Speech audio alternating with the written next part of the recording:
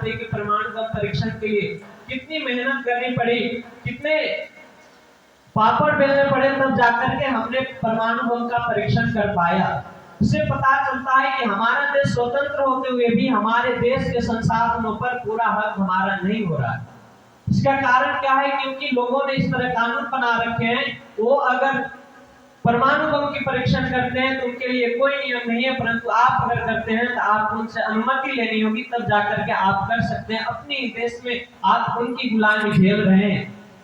हम सभी जानते हैं कि अंग्रेजों के हम गुलाम थे, हम आजाद हो गए, परंतु आज भी हम उन्हीं के गुलाम हैं, क्योंकि उनके जो वर्ल्ड ट्रेड ऑर्गेनाइजेशन के जो कानून है, जो व्यवस्थाएं हैं, वो सारे के सारे हमारे ऊपर लागू हुए हैं। और आगे चलते स्वतंत्रता, स्वाधीनता, हमारे अधीन जो है, हमारे देश के जितने भी कानून व्यवस्थाएं हैं, इस देश के नागरिकों के अधीन नहीं है, अर्थात वो संविधान के अधीन है। और संविधान बहुत सारे लोग तोड़ मरोड़ कर अपने कानून व्यवस्था को समझाकर इस देश में लागू करते हैं, चलाते हैं। इस देश की अखंडता का बात करें तो हम इस देश की अखंडता देखें कि चीन जो है हमारे किसी इलाके को कहता है यह मेरा है, ये तिब्बत की हिस्सा है, मैं इसकी सीमा को नहीं मानता। अभी अभी हमारे जो गृह मंत्री थे वो अरुणाचल प्रदेश गए हुए थे। इस पर चीन ने आपत्ति जताई और कहा कि ये जो अरुणाचल प्रदेश है तिब्बत का अंग है और तिब्बत हमारा हिस्सा हो चुका है, इसलिए जो अरुणाचल प्रदेश है यहाँ आप नहीं आ सकते, ये हमारा हिस्सा। ये चीन इस तरह की वहाँ की मीडिया बयानबाजी करती है। इससे पता चलता है कि हमारा देश कहाँ तक अखंड है। कभी पाकिस्तान आंखें दिखाता है, कभी बांग्लादेश धमकाता है। बांग्लादेश से सीमा सुलझाने के लिए हम लोगों ने 12 गांव को दान दिए, तब जाकर उनसे सीमा की सुलझ हुई। नहीं तो बार बार लड़ाई होता था, बार बार वो अंदर घुसे चले आते थे। तो बताइए हमारा देश कहाँ तक अखंड है। आगे चलते हैं हमारे देश में निर्भयता। तो आप सभी जान ही रहे हैं कि हमारे देश में जो अभी रामनवमी के जुलूस निकाला गया, हम कितने निर्भय हैं। हम ठीक प्रकार से अपने जो हमारे महापुरुष थे उनके जन्म जयंती भी नहीं मना पा रहे हैं। इससे पता चलता है कि हम अपने देश में कितने निर्भय हैं। हमारे देश में जो बहन बेटियां है वो अकेले रात को निकल के नहीं जा सकती है, कहीं घूम नहीं सकती है, क्योंकि उन्हें भय है। इससे पता चलता है कि इन चारों बिंदुओं में हमारा देश कमजोर प्रतीत होता हुआ दिखाई दे रहा है। विचार करें बंधुओं कि इन चीजों से हमें समझने के लिए क्या करना होगा। ये मैंने एक किसी भी देश के लिए कल्पना किया कि देश कैसा होना चाहिए। आगे चल करके हम उसमें एक दो और बिंदु जोड़ते हैं। देश को अगर सुरक्षित रखना है, देश को अगर समृद्ध बनाना है, तो सबसे महत्वपूर्ण योगदान वहाँ की संस्कृति और सभ्यता की होती है। अगर किसी भी राष्ट्र को आप सही रूप देना चाहते हैं तो वहाँ की संस्कृति बहुत महत्वपूर्ण रखती है। याद रखना बंधुओं, ये पाकिस्तान, अफगानिस्तान, बांग्लादेश, बर्मा, ये सारे इसी देश के हिस्से थे, परंतु आज अलग देश हो गए। भूमि वही है, वहाँ भी अनाज उगता है, पहले जिस तरह उगता था यहाँ भी उगते हैं। केवल और केवल संस्कृतियां बदल गई, विचारधाराएं बदल गए, इसीलिए हमारे देश आज अलग हो गए हैं। पाकिस्तान का बंटवारा हुआ विचारधाराओं के आधार पर, अफगानिस्तान का भी बंटवारा हुआ विचारधाराओं के आधार पर। जितने भी हमारे देश से अलग हुए देश, वो सारे के सारे विचारधाराओं के आधार पर बदले। अर्थात विचार जो हमारी संस्कृति की मूल जो आधार है वो हमसे मिलते नहीं, इसलिए उन लोगों ने कहा कि हमें अलग कर दो। आज जब हम संस्कृति की बात करते हैं तो लोग सांस्कृतिक प्रोग्राम के नाम पर स्टेज पर नाच गाना करना ही मान लेते हैं कि यह सांस्कृतिक प्रोग्राम है, परंतु संस्कृति क्या होती है? याद रखना बंधुओं, संस्कृति वो होती है जो आपके देश के जो मूल स्तंभ है, जो मूल नींव है।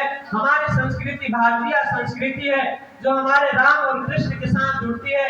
इस संस्कृति के साथ अगर हम इस भारतवर्ष को बचाना चाहते हैं तभी बचा सकते हैं। हमारे देश में 2 बार जो चुनाव हुआ उससे पहले जो सरकारें थी वो भी देश की रक्षा कर रही थी, परंतु आप आज अगर राष्ट्रवाद की बातें करते हैं तो सीधा सीधा लोग कहते हैं कि ये बीजेपी का सपोर्टर है, बीजेपी को वोट देता है या बीजेपी को चाहता है। क्यों कहते हैं? क्योंकि वो पहले जो राजपुरुष थे, नेता थे, वो भी तो देश की सीमा की सुरक्षा करते थे, परंतु हमारी संस्कृति की सुरक्षा नहीं करते थे। हमारी जो संस्कृति है, राम और कृष्ण की संस्कृति है, उस संस्कृति की सुरक्षा नहीं करते थे। परंतु जब नहीं होगी, हमारा देश पूर्णतः स्वतंत्र और स्वाधीन नहीं होगा। लोगों के अंदर ये जो देशभक्ति की भावना है क्यों कम हो गई? देशभक्ति, देश का जो असली ताकत होता है वो जीडीपी नहीं है, देश के बड़े बड़े शॉपिंग मॉल, देश की बड़ी सेनाएं, देश की बड़ी अर्थव्यवस्था नहीं है। याद रखना बंधुओं, ये जो मुर्शिदाबाद, ढाका आदि जितने भी डेवलप थे आज से, जब 1600 ईस्वी में जितना आज लंदन डेवलप है उससे कई गुना अधिक जो है ये मुर्शिदाबाद, ढाका आदि जो राज्य है ये डेवलप थे। उस समय हमारे देश के इस विश्व के व्यापार में 36% हिस्सा हुआ करता था, परंतु आज हमारे स्थिति क्या हो गया है? हम जब इतने धनवान, हम इतने कहते हैं कि हमारे घरों में सोने की भेड़ी हुआ करती थी, इतने हम आगे होते हुए भी हम क्यों बिछड़ गए, हम क्यों गुलाम हुए? इन बिंदुओं पर विचार करने की आवश्यकता है।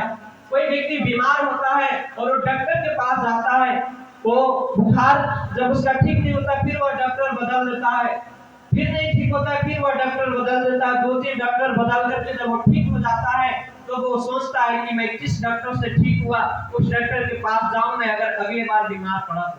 परंतु वास्तविक चिंतन करने की बिंदु ये नहीं है कि हमने किस डॉक्टर से ठीक हुआ, हमारी आजादी किस आधार पर मिली, ये विचार करने की बिंदु नहीं है।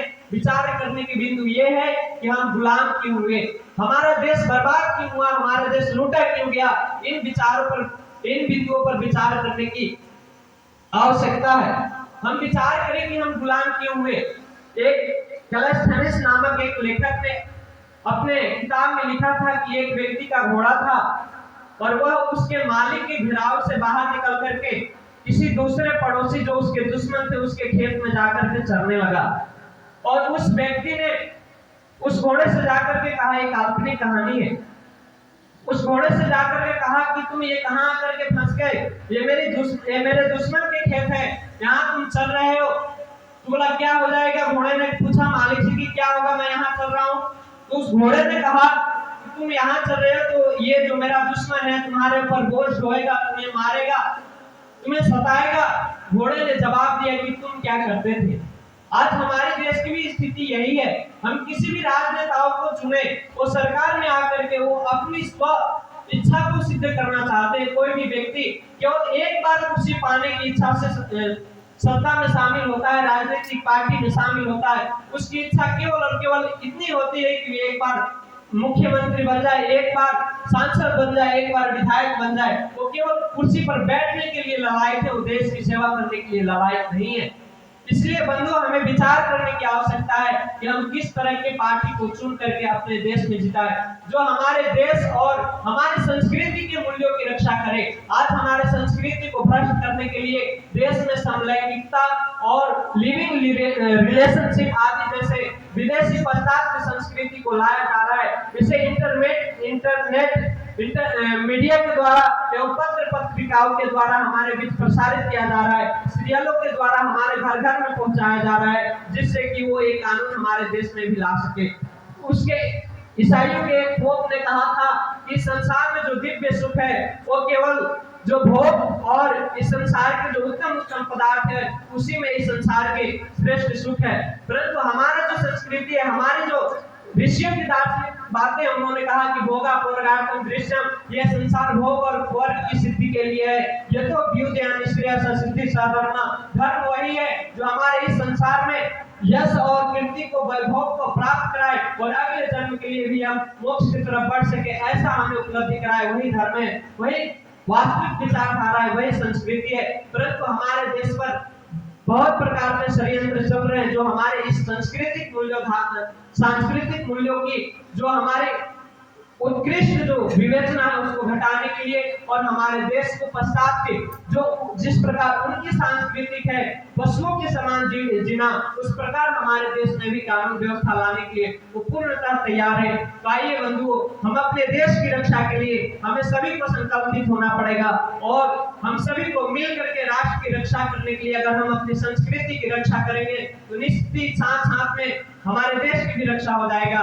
जिस प्रकार ये पार्टी कर रही है बीजेपी, हम उसको सपोर्ट कर रहे हैं केवल सांस्कृतिक मूल्यों के आधार पर, तभी हमारे देश की रक्षा हो रहा है। जिस प्रकार कांग्रेस कर रही थी वो भी कर रही थी कि वो हमारे सीमाओं की सुरक्षा कर रही थी, परंतु आज हमारे सांस्कृतिक मूल्य की अगर सुरक्षा कर रही है, तो बीजेपी कर रही है, और इसीलिए वो जा करके हम कहते हैं कि ये भी राष्ट्र की भी सुरक्षा कर रही है। तो आइए हम ऐसे ऐसे नेताओं को चुन करके अपने राज्य में स्थापित करें जो हमारे सांस्कृतिक के साथ साथ, हमारे संस्कृति के साथ साथ हमारे जितने भी परंपरा है, पूजा पद्धति, उन सब की सराहना करे, सुरक्षा दे, तभी जाकर के हमारे देश सुरक्षा रहेगी, हमारे देश में स्वतंत्रता, स्वाधीनता, अखंडता एवं निर्भयता कायम रहेंगे। तो आइए इतना ही कह के मैं अपनी वाणी को विराम देता हूँ।